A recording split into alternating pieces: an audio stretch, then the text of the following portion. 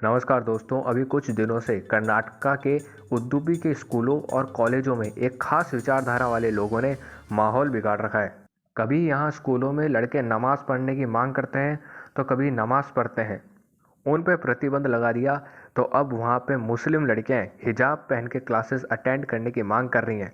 इतना ही नहीं, ये सब लड़कियाँ ये यहाँ पे प्रदर्शन भी कर रही हैं कि उन्हें स्कूलों और कॉलेजों में हिजाब पहनने से रोका ना जाए। इस बीच जब उनसे पूछा गया कि वो अचानक से ये सब मांग क्यों कर रही हैं, तब उनका कहना है कि कुरान में लिखा है कि हिजाब और बुर्का न पहनने पर इस्लाम का अपमान होगा।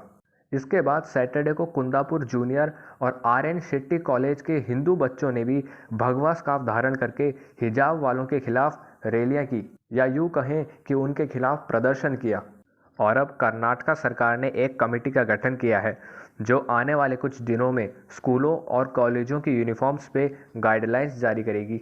अब आप सोचिए, इस तरीके के माहौल हमारे देश की किन यूनिवर्सिटीज़ में बनाए जाते हैं और वहाँ पे इनके ठेकेदार किस खास धर्म के होते हैं। तो कर्नाटका मामले में भी कोई शक नहीं है कि इसके पीछे इस्लामिक कट्टरपंथी संगठन हैं जो इन लड़कियों को कह रहे हैं कि अगर वो हिजाब पहन के पढ़ने जाएंगी तभी सच्ची मुसलमान कहलाएंगी। और अब ये लोग कर्नाटका में भी समानता, अखंडता और सार्वजनिक कानून व्यवस्था को बिगाड़ने का काम कर रहे हैं। इस बीच ट्विटर गैंग के बादशाह राहुल गांधी ने भी एक ट्वीट किया और अभी वो ट्वीट आपकी स्क्रीन पे दिखाई दे रहा है आपको। इस ट्वीट में उन्होंने कहा है कि छात्रों के हिजाब को उनकी शिक्षा में आड़े आने देकर हम भारत की बेटियों का भविष्य लूट रहे हैं। माँ सरस्वती सभी को ज्ञान देती है और वहाँ भेद नहीं करती। इस ट्वीट में राहुल गांधी ने डॉटर्स ऑफ इंडिया यानी भारत की बेटियों का जिक्र किया है। इसमें उन्होंने भारत की बेटियों को, सभी बेटियों को हिजाब पहनने वाली बेटियों से कंपेयर कर दिया है और यहाँ पे उन्होंने भारत की उन सभी धर्मों की बेटियों का अपमान किया है जो हिजाब नहीं पहनती हैं, क्योंकि उनका कहना है कि डॉटर्स ऑफ इंडिया यानी भारत की सभी बेटियाँ, उनके हिसाब से भारत की सभी बेटियों को हिजाब पहनने से रोका जा रहा है, चाहे वो मुसलमान हो या ना हो।